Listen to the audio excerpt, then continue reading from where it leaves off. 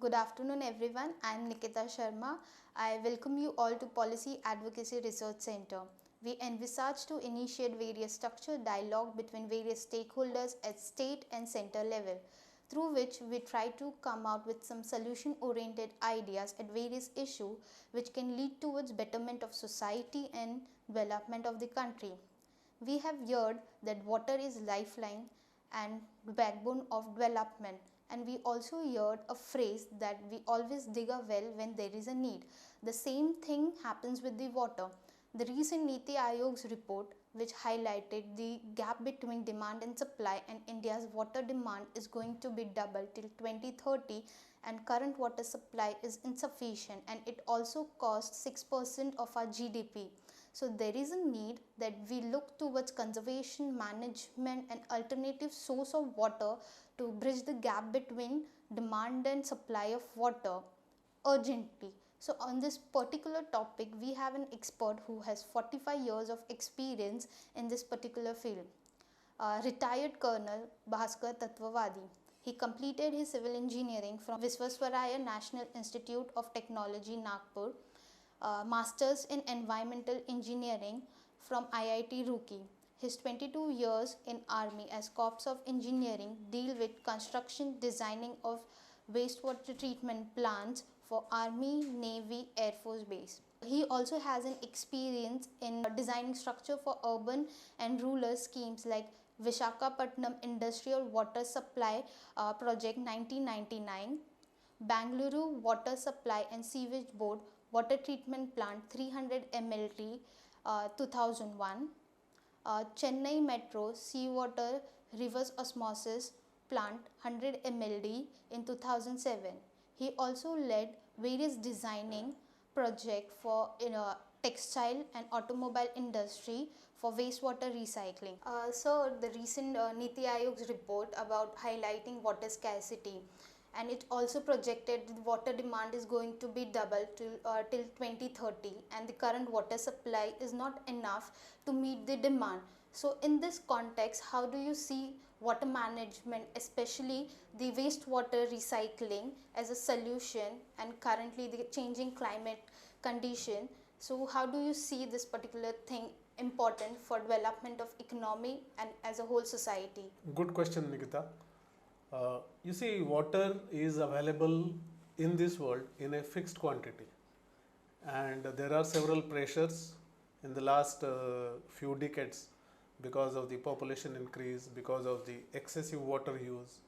The water resources which we have, all the traditional water resources, including groundwater, they are getting overexploited. Now, because of this, the supply of fresh water is getting progressively reduced. And if you see the water cycle, once we use water, it gets converted to wastewater. Wastewater has to be treated. Once we treat wastewater, then we have two options. Either we dispose it off into the environment, which could be the rivers, lakes, or we dispose it off in the land. Part of it also gets evaporated. Now, we also have the second option of treating this wastewater to a degree that it can be reused, so that this reuse or this treated wastewater, it augments the water which we consume every day, and therefore is able to reduce the stress on the freshwater sources. So when we talk about reducing pressure on freshwater resources, so is there any policy on reclamation of water in India particularly? Yes, what has been happening in the last decade is that the various water is a matter of state policies, and the water supply policies and water reuse policies are getting progressively developed. The first state in India to develop a water policy was the state of Rajasthan, followed by Maharashtra, followed by Gujarat. Now, of all these policies, Gujarat state has come up with a comprehensive policy for reuse of treated wastewater, including the direct potable reuse of water for the reducing the problems of scarcity of water. So like we are going towards reusing of wastewater. So as you told, reusing wastewater on in industry. So is there any other level from industry we can use at household level or anything? No, industrial wastewater is a completely different subject. If we are talking about the domestic wastewater or the municipal wastewater, which is what we are focusing on to start with, because what the industries do, the wastewater which is produced in the industries are bound to treat that wastewater before it is released in the environment. But if you see the water used by the industry, it is much less when compared to the wastewater generated by the in the municipal sector. Therefore, the focus is right now on the treatment of municipal wastewater. First thing. Second thing, industrial wastewater parameters, they differ from industry to industry, and their treatment for the reuse also is dependent on the wastewater parameters.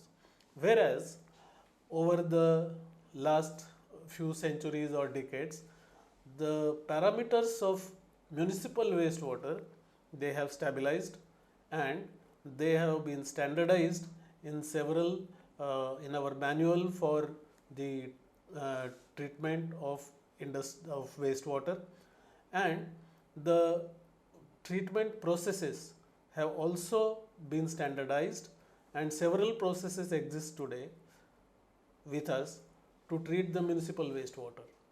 Okay.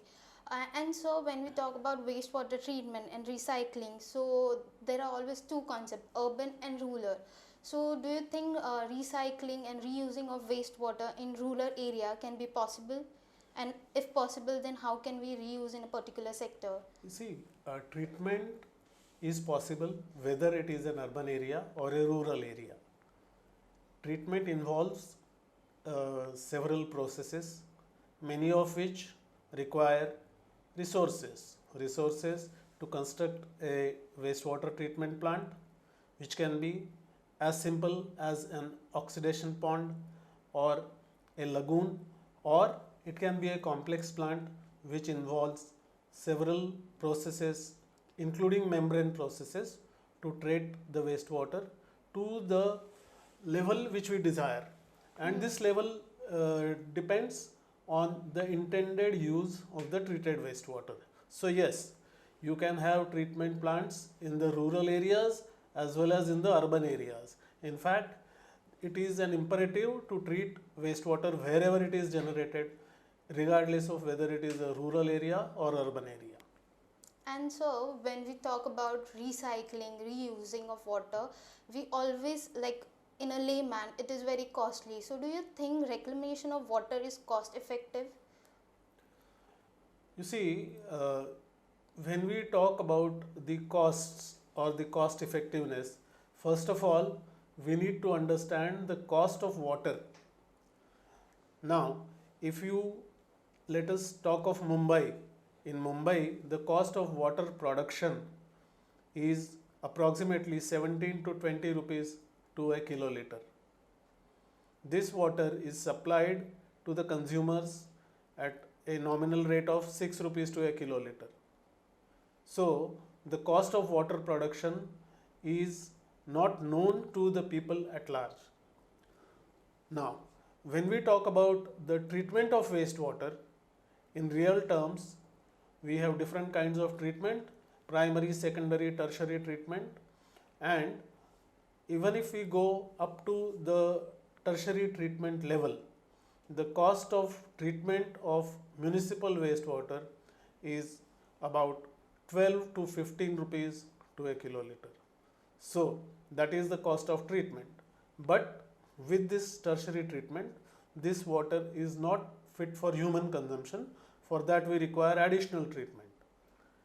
If we decide to go for additional treatment for human consumption, then the treatment cost could be of the order of 30 to 35 rupees to a kiloliter. Okay. Now, when you consider that the water which is supplied to us comes from a distance of 150 kilometers to Mumbai, and the fact that the wastewater which we generate is locally available here in Mumbai and it can be treated here.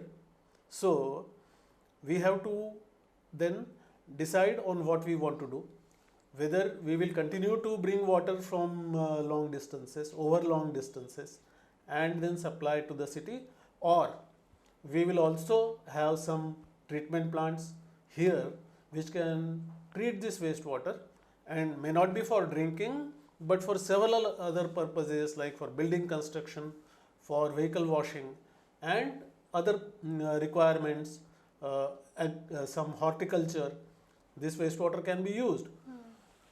You see, it is important that we understand that the extent to which we are able to use this treated wastewater, our dependence on the source, which is hundreds of kilometers away, gets reduced. Mumbai city on an average consumes about 4,000 million liters of water every day, which means 4,000 million liters of water is being brought to the city from long distance.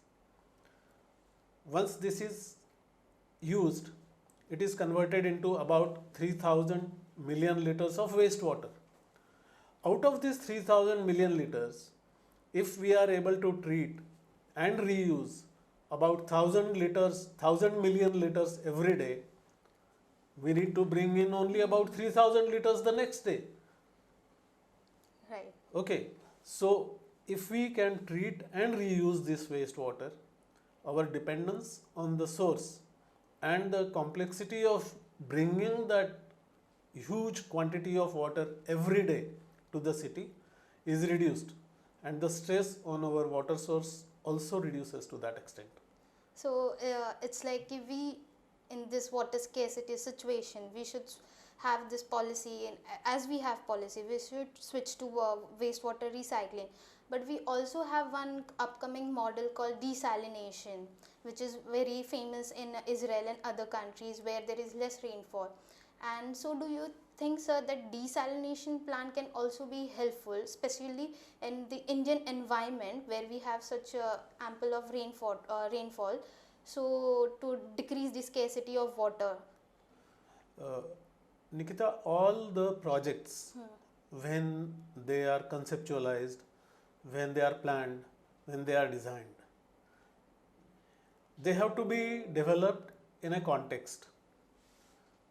The context here is we are in 2020 now. We plan a scheme which has a life of minimum 30 years. We consider the population increase and several other factors which we are going to see at the end of those 30 years. And we know the quantity of water, the amount of water that will be required by that population which will be using this water in 2050. Now, let us say that today's consumption, which is 4,000 million liters every day, will go up by another, let us say, 2,000 million liters. I am just giving a nominal number, which may or may not be correct, but these are real numbers. And then where do we get the additional 2,000 million liters of water? What are the sources? We have to ensure the water security of the financial capital of India. We cannot stop people coming to the city because the migrations happen and we live in the real world. Now, one of the options to reach that figure of say 6,000 million liters in 2050, okay, can be some water which can be produced by desalination.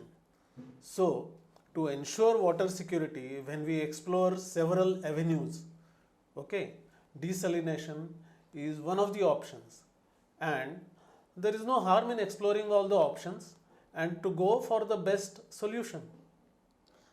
As you sir told about the context, so in that context, I would like your views, especially on Mumbai, as Mumbai has rainfall, ample amount of rainfall. So recently Mumbai has, like in the news it was going that desalination plant would be like the government has sanctioned desalination plant. So your views about the current desalination plant in Mumbai.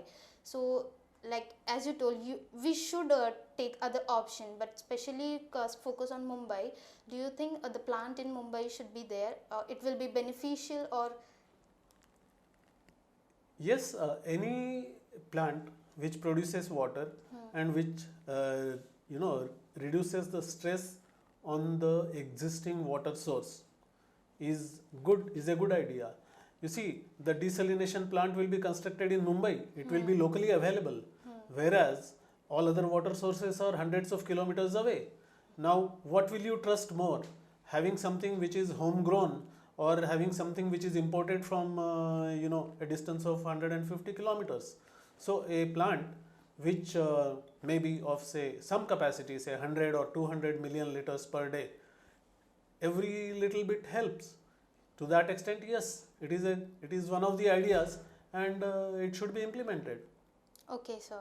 So, and one more question I would like to ask: is there any successfully very successful reclamation plant, especially in India, which has been able to provide water to the to bridge the gap between the demand and the supply, especially in India? You have heard of Chennai? Yes, You have Chennai. been to Chennai? No. So Chennai is a city which has got two operating desalination plants. A third one is under construction, and a fourth one is under bidding. Okay, this is in addition to the recently commissioned sewage reclamation plant. A sewage reclamation plant of 45 million liters per day capacity was commissioned in Chennai last year. Okay. Plus, Chennai is having two operational desalination plants, seawater reverse osmosis plants, and they are producing water to meet the demand of Chennai city. And so one question is, like when we talk about any project, we always come across environment perspective. So is there any environment related like impact if we have a desalination project? You see, to tell you the truth, every project which we think about, which we plan, which we execute, has environmental impacts. Uh, Bringing water from a long distance also has its own environmental impacts. Desalination plant will also have its environmental impacts, but we have to then work out a solution to mitigate these impacts, and all these projects, they come with an what is known as an EMP, environment management plan. So the environment management plan, which is an integral part of every project planning, is also a part of this desalination project, and it has a cost, and that cost goes into the project. Okay, thank you, sir, for your inputs on this. So, like, if I have to sum up all your interview, then I would say, as you said, we should always think about a locally available resources, like you said about wastewater treatment and desalination. So, it's always a much easier technique, or what we can say solution to fulfill our needs of water than getting resources from a much longer distance. So thank you, sir, for your views on particularly on this wastewater and desalination. It was a very great insight from you. Thank you, sir. Thank you, Nikita.